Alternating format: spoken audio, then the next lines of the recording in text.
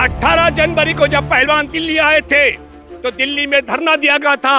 हमारे देश के खेल कूद मंत्री अनुराग ठाकुर को यह जानकारी थी। अनुराग ठाकुर को 6 महीने के लिए जेल जाना। जो कमेटी बनी है, जांच कमेटी, उस कमेटी के एक एक सदस्य को जेल जाना था क्योंकि नाबालिग बेटी के मसले पे सुनवाई नहीं की गई, उसकी मदद नहीं की गई। और जब ये पुलिस थाने पहुंचे कनॉट प्लेस के, तो कनॉट प्लेस के पुलिस थाने में भी एफआईआर दर्ज नहीं हुई, उन पुलिसकर्मियों को भी जेल जाना।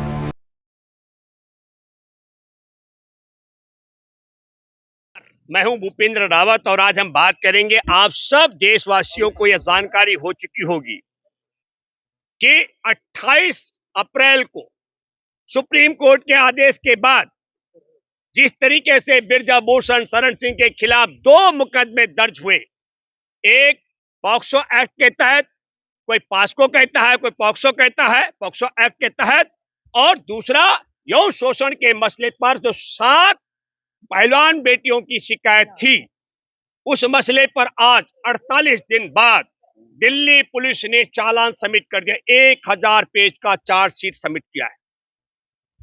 एक पटियाला हाउस में जो पास्को एक्ट के तहत है मामला, और दूसरा राउस एवेन्यू कोर्ट के अंदर जमा किया गया।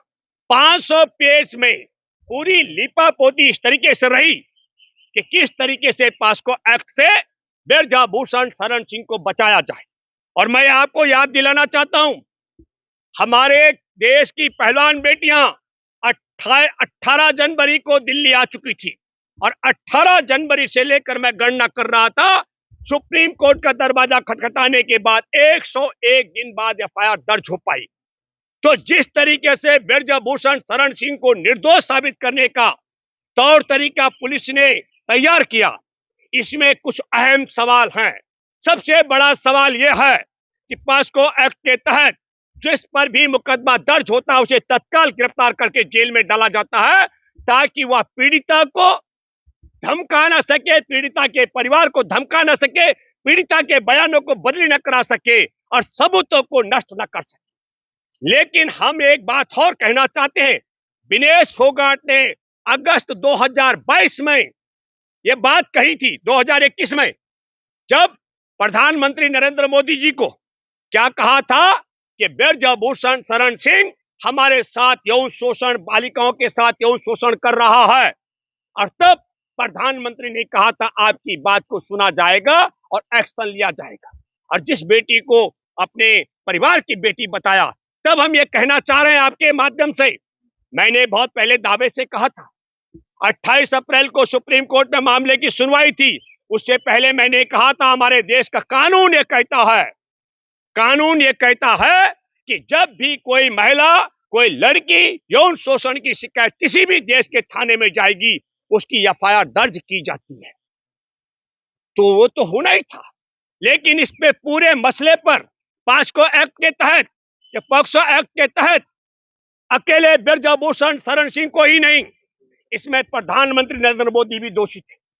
क्योंकि पॉक्सो एक्ट की धारा क्या कहती है, उसमें धारा 27 ये कहती है कि यदि आपको जानकारी हो जाए कि किसी नाबालिग बेटी का यौन शोषण हुआ और आपने उसकी मदद नहीं की, तो आपको 6 महीने की सजा होगी। 18 जनवरी को जब पहलवान दिल्ली आए थे तो दिल्ली में धरना दिया गया था। हमारे देश के खेल कूद मंत्री अनुराग ठाकुर को यह जानकारी थी। अनुराग ठाकुर को 6 महीने के लिए जेल जाना था। जो कमेटी बनी है, जांच कमेटी, उस कमेटी के एक एक सदस्य को जेल जाना था क्योंकि नाबालिग बेटी के मसले पे सुनवाई नहीं की गई, उसकी मदद नहीं की गई। और जब ये पुलिस थाने पहुंचे कनॉट प्लेस के, तो कनॉट प्लेस के पुलिस थाने में भी एफआईआर दर्ज नहीं हुई, उन पुलिसकर्मियों को भी जेल जाना। तो हमको सोचना पड़ेगा, समझना पड़ेगा, हमारे देश के अंदर मोदी सरकार के राज में एमजे अकबर पर प्रिया रमानी ने आरोप लगाया था यौन शोषण का। कई मूर्ख यह बात कह रहे हैं कि इतनी देर से ये शिकायत इन लड़कियों ने क्यों की, 2012 से लेकर के 22 तक की शिकायत को दबा के क्यों रखा। तब मैं आपको बताना चाहता हूं कि हमारे देश में विदेश राज्य मंत्री एमजे अकबर पर प्रिया रमानी ने आरोप लगाया कि 30 साल पहले मेरे साथ में यौन शोषण किया गया था और यह आरोप मीटू में लगाया गया, थाना चौकी में जाकर के नहीं। और तब नरेंद्र मोदी की सरकार ने तत्काल एमजे अकबर को मंत्री पद से हटा दिया था। और यहां ब्रजभूषण शरण सिंह के खिलाफ ओलंपिक पदक विजेता बेटा बेटियां आंदोलन करते रहे, धरना प्रदर्शन करते रहे, उन पर लाठियां बरसाई गई, गिरफ्तार कर दिया गया, उन पर मुकदमे बरसाए गए। उनके पक्ष में देश भर के किसान संगठन, हम सब आंदोलन करने वाले लोग, देश के जन संगठन, किसान यूनियनें, खाप पंचायतें, देश के महिला संगठन सारे के सारे उतर गए। लेकिन ब्रजभूषण शरण सिंह के खिलाफ पहले मुकदमा दर्ज नहीं किया गया, मुकदमा दर्ज करने के बाद गिरफ्तार नहीं किया, गिरफ्तार करने के बाद न करने के बाद मुकदमा दर्ज होने के बाद पॉस्को एक्ट भी उससे हटा दिया गया। तो देश ऐसी दशा में पहुंच चुका है। तब हम ये कहना चाहते हैं, ये इसलिए है क्योंकि वह जाट परिवार में जन्मी है शिकायत करने वाली बेटियां। और ये मैं इसलिए कहना चाह रहा हूं आपके माध्यम से, ये बहुत बुरी बात है लेकिन मैं इसलिए कह रहा हूं, मैं बधाई देना चाहता हूं विनेश के, साक्षी और तमाम जो पहलवान बेटियां जिनके परिवारों ने बेटियों को कुश्ती के मैदान में उतारा। लेकिन ये बताइए, जब गिरफ्तारी नहीं हुई, एक मिनट भैया सुनो, लंबा पहले नहीं बोलेंगे प्लीज सुनिए। इस पर जो है महत्वपूर्ण सब बात हम ये कहना चाह रहे हैं आपके माध्यम से, वो बात ये कहना चाह रहे हैं कि ये भेद किस लिए है। एमजे अकबर मुसलमान था इसलिए मंत्री पद से हटाया गया, और ब्रजभूषण शरण सिंह राजपूत हिंदू है इसलिए गिरफ्तार नहीं किया गया। या प्रिया रमानी पत्रकार थी और वह जाट परिवार में नहीं जन्मी थी, उसकी शिकायत पर एमजे अकबर को हटाया गया। और ये बेटियां और ये बेटे जाट परिवारों में जन्मे हैं इसलिए इनकी शिकायत पर ब्रजभूषण शरण सिंह से पास को हटाया गया, उस पर एफआईआर दर्ज करने में आनाकानी की गई। एफआईआर दर्ज होने के बाद पास को एक्ट दर्ज कराने वाले परिवार को धमकाया गया। उसका बयान है, उस बेटी के पिता का बयान है सार्वजनिक तौर पर, मैं अकेला व्यक्ति हूं, मेरे को अगर कुछ हो गया तो मेरा नादान परिवार का क्या होगा, हम पूरे के पूरे लोग डिप्रेशन में हैं। तब दोस्तों और देशवासियों, मैं आपसे अपील करना चाहता हूं, जब पूरी पटकथा को भी आपको समझना पड़ेगा। हमारे खेल कूद मंत्री अनुराग ठाकुर को कैसे पता लगा, कौन हैसियत है उसकी कि वो बताएगा कि किस दिन चालान सबमिट कर दिया जाएगा। जांच अधिकारी तय करेंगे, जांच पूरी करने के बाद करेंगे। लेकिन मैं बताना चाहता हूं, 15 दिन पहले ही कहा था, सूत्रों के माध्यम से कहा गया था कि ब्रजभूषण शरण सिंह से पास को हटा दिया जाएगा। वो सूत्र कौन थे, ये सूत्र किसने तैयार किए, इन सूत्रों को तैयार करने वाला कौन था? नरेंद्र मोदी, जिसने विनेश फोगाट को अपना परिवार का सदस्य बताया, अमित शाह जिसने रात को बुलाया और कहा पहलवानों से किसी से मत बोलना, और फिर पीछे से सारे टीवी अखबारों को बता दिया कि ये पहलवान मुझे मिलने के लिए आए थे। या वह अनुराग ठाकुर जिसने जांच कमेटी बनाई थी। इसलिए मैं कहना चाहता हूं, यह पुलिस का काम है, यह पुलिस के होम मिनिस्टर का काम था। खेलकूद मंत्री को यह जानकारी कैसे हो गई?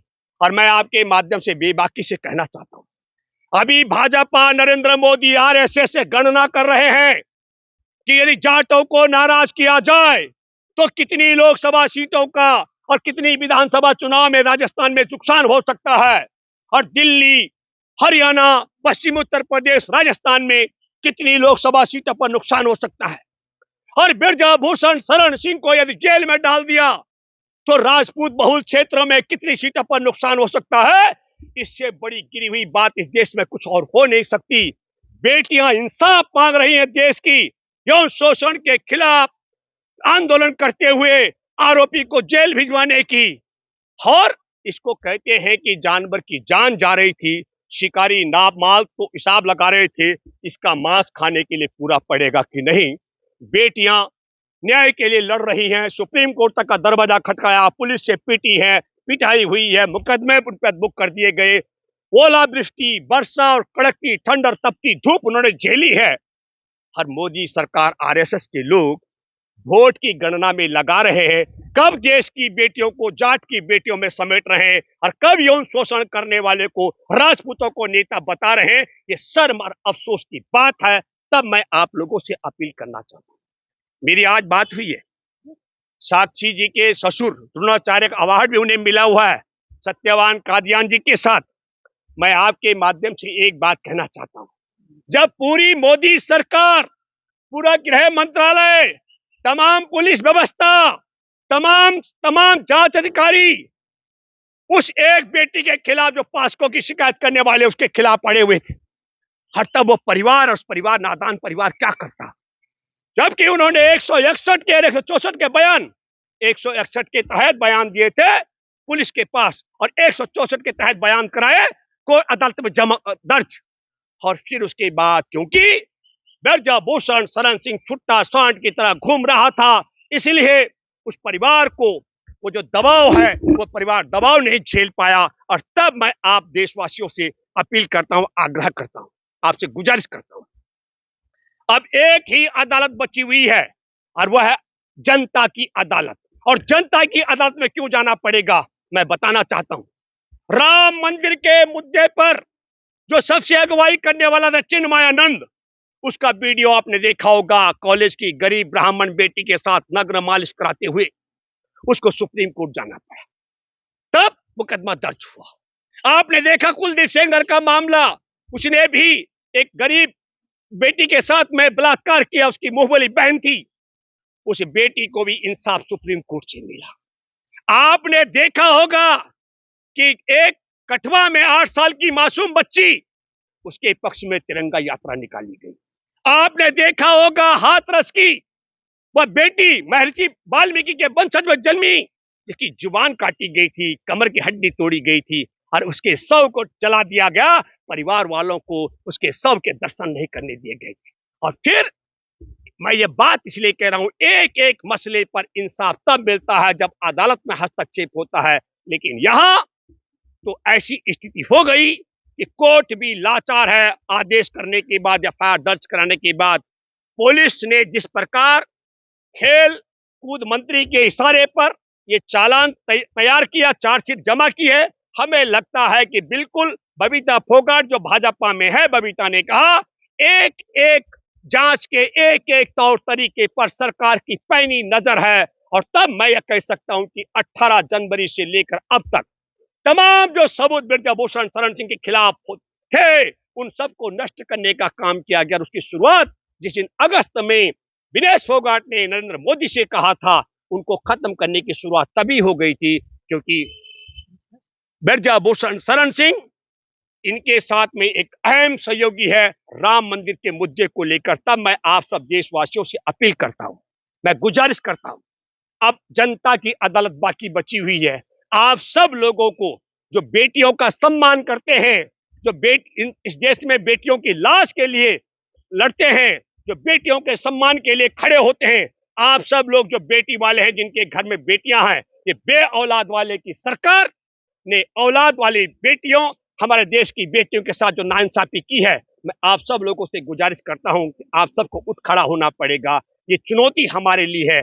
अगर देश के ओलंपिक पदक विजेता बेटियों को हम इंसाफ नहीं दिला पाए तो देश के करोड़ों परिवार में है दलितों के जिनके घर बेटियां हैं, करोड़ों परिवार है आदिवासियों के जिनका घर बेटियां हैं, करोड़ों परिवार है कि गरीब किसानों के, आदिवासियों के, भूमिहीनों के, मछुआरों के, गरीबों के करोड़ों परिवार है जिनके घर बेटियां हैं।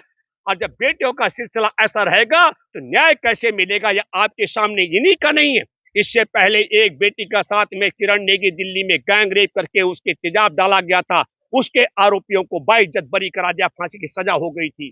और आपको यह भी मालूम है कि एक और मसला मैं आपको बताता हूं, वह है बिल्किस बानो का, जिसके बलात्कारी हत्यारे परिवार के 14 लोगों की हत्या करने वालों को बाइज्जत बरी कर दिया गया। वो सुप्रीम कोर्ट में बारी सबकी आएगी, बेटी चाहे वह हाथरस के वाल्मीकि की हो, चाहे वह कठुआ के गुजर की बेटी हो, और चाहे वह गुजरात की बिल्किस बानो हो, और चाहे वह उत्तराखंड मूल की किरण नेगी हो, चाहे अंकिता भंडारी हो, और चाहे वह फिर मैं कहता हूं कुलदीप सेंगर की अपनी ही चचेरी बहन क्यों न हो, बारी तो सबकी बारी बारी आएगी। इसलिए हम कहना चाहते हैं कि हम सबको एक देशवासियों को एकजुट होना पड़ेगा। एकजुट होने के लिए हमको लगता है आखिरी मौका हमारे देशवासियों के पास है। बेटियों के सम्मान के लिए, भाजपा मुक्त भारत के लिए आगे बढ़ना पड़ेगा। धन्यवाद।